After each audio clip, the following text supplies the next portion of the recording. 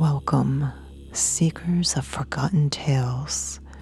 Gather round, for tonight we journey back to the sun-drenched lands of ancient Kemet, a time of powerful pharaohs, cunning priests, and secrets buried deeper than the richest tombs. Our story begins in the bustling port city of Perbast, where whispers travel faster than the Nile's current. In Perbast lived a young woman named Kiya. She wasn't of noble blood, nor did she possess great wealth, but Kiya owned something far more valuable: a mind as sharp as an obsidian blade and eyes that saw more than most. She was a scribe, but her true talent lay in observation and deduction, a skill she often used to help merchants settle disputes or find misplaced valuables, for a small fee, of course. One scorching afternoon, as the sun beat down on the crowded marketplace, a frantic cry arose.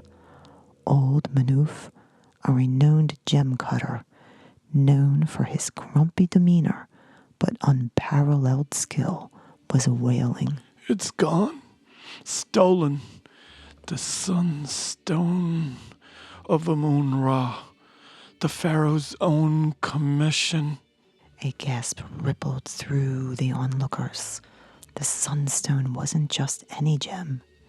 It was a legendary topaz, said to capture the very essence of the sun god, destined to adorn a new staff for the Pharaoh himself. Its disappearance was a catastrophe. The high priest of Amun-Ra, a stern and imposing man named Herkabe, quickly arrived, and his eyes were like chips of flint.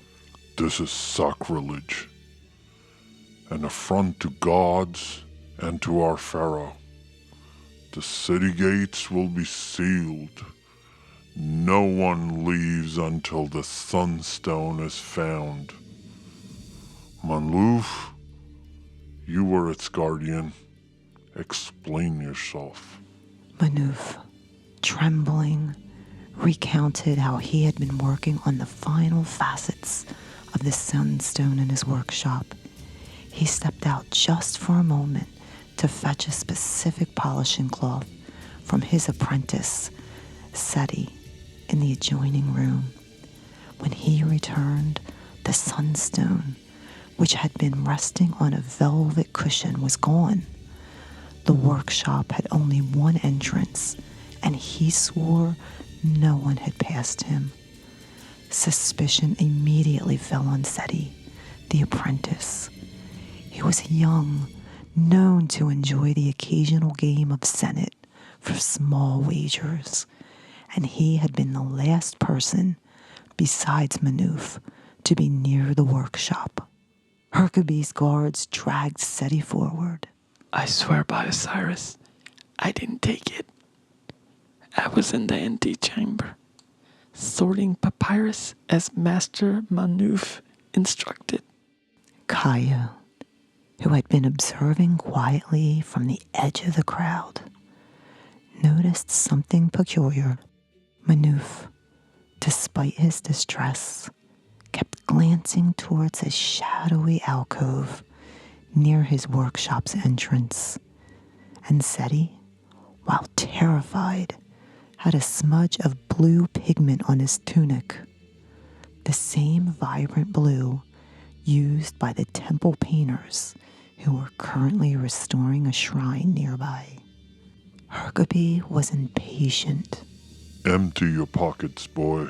Seti's pockets yielded nothing but a few copper debens and a worn game piece. The guards began to search his small living quarters. Kiya stepped forward.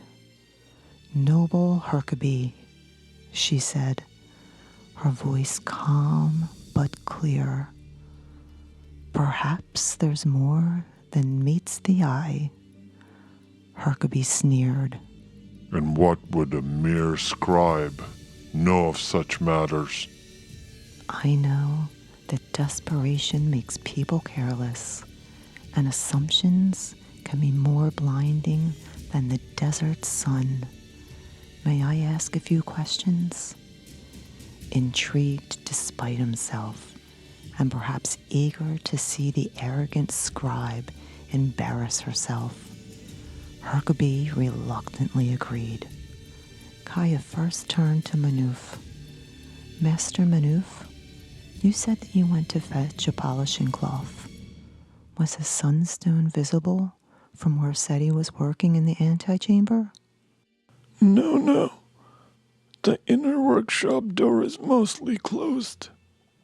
He could not have seen it from there. And this polishing cloth, was it a special one? One that Seti would know the exact location of? Yes, it was a lion skin chamois, kept in a particular chest. Kiya then addressed Seti. Seti, when Master Manoof came to you, did he seem agitated before he asked for the cloth? Yes, he seemed flustered. He mumbled something about a shadow and a flicker before asking me for a chamois. I thought he was just tired. Kiya's eyes narrowed. She walked into the entrance of Manoof's workshop. The shadowy alcove Manoof had been glancing at was just beside it. Inside, stacked neatly, were several empty clay jars for storing oils or pigments. She peered into the gloom. High Priest Huckabee, Master Manoof, you said that no one entered or left the workshop past Manoof. But what if the thief was never truly in the workshop to begin with? Or what if they truly never left with the stone in their hand? She pointed to the alcove. Master Manoof, you value your privacy. You often kept a trained mongoose to deter snakes and rats, do you not? Manoof blinked surprised. Yes, I do. Little Swiftfoot. He's very clever. And where is Swiftfoot now? A sudden understanding dawned on some faces. Manoof looked around, a new layer of panic on his face. I have not seen him since this morning.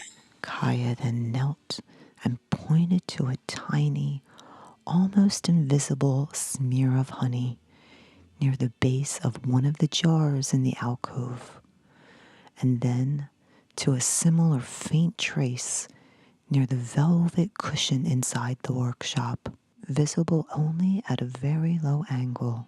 The thief didn't need to enter and risk being seen.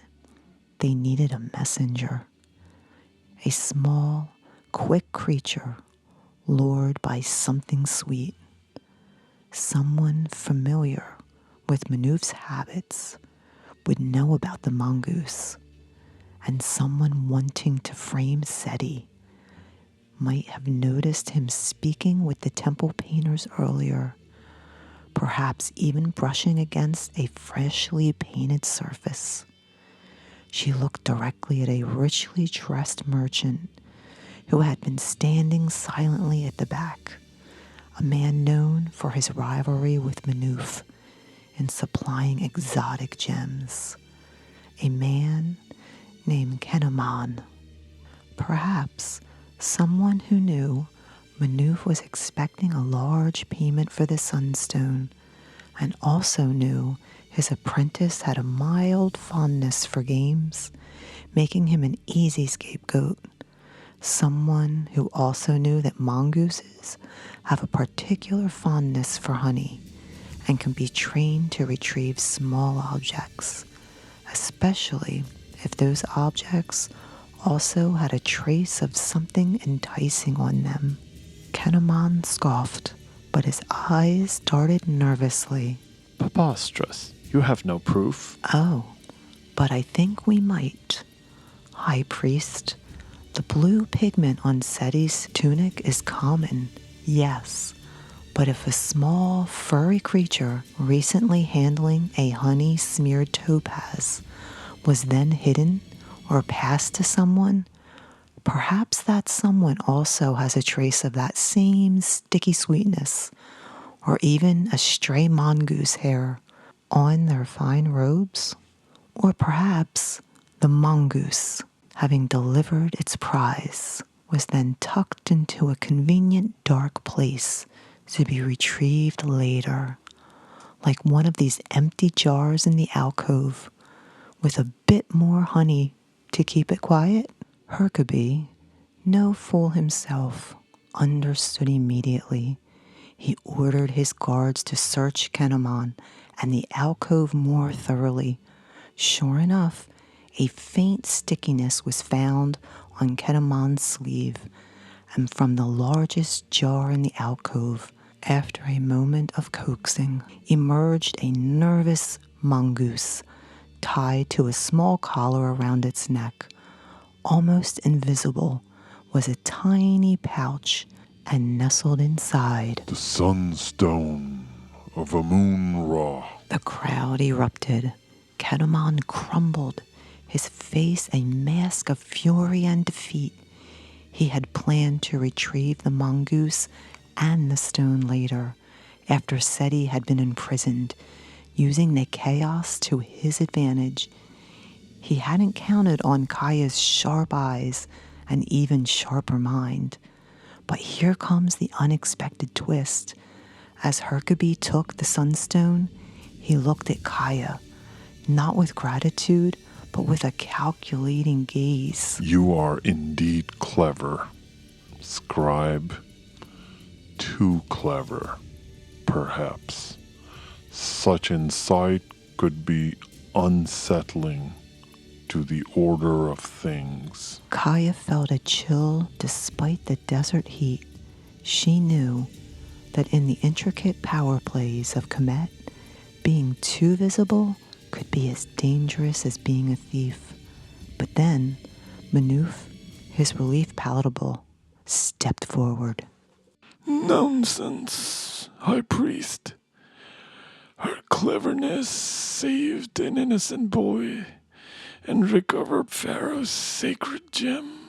Such a mind should be rewarded, not questioned. I say she deserved not just a reward, but a position where her talents can truly serve Kemet. Before Herkebe could protest further, a new voice cut through the air. It was the vizier himself, Pharaoh's most trusted advisor, who had arrived unnoticed during the commotion, drawn by the sealing of the gates. Indeed, I have heard tales of the scribe's astute observations before. The Pharaoh values quick wits and clear sight above much else. Herkebe, your zeal is noted. Manuf, your loyalty also. Kenemon, you shall face royal justice. And as for you, Kiya, He smiled a genuine, thoughtful smile. it seems Kemet has need for an official solver of intricate problems. It's an unconventional post, but these are unconventional times. You will report directly to me. Your first task, to investigate the reoccurring misplacement of grain shipments from the northern provinces. I suspect a clever mind that has eluded my best investigators. Kiya was stunned. From a humble scribe solving marketplace squabbles to an official investigator for the vizier himself, it was more than she could ever dreamed for. Seti was freed, overjoyed and eternally grateful. Manuf, for once was actually smiling, and Herkeby, he simply nodded stiffly, perhaps realizing that true power sometimes lay not in stern pronouncements, but in the quiet, unexpected brilliance of a mind like Kiya's. And so, Kiya of Perbast, the quick-witted scribe, stepped out of the shadows and into the destiny that she had cleverly and quite unexpectedly carved for herself. Her adventures, of course, were only just beginning. Thank you for joining us for this tale from ancient Kemet. May your own observations be keen and your wits ever sharp. Until next time, sweet dreams and curious thoughts.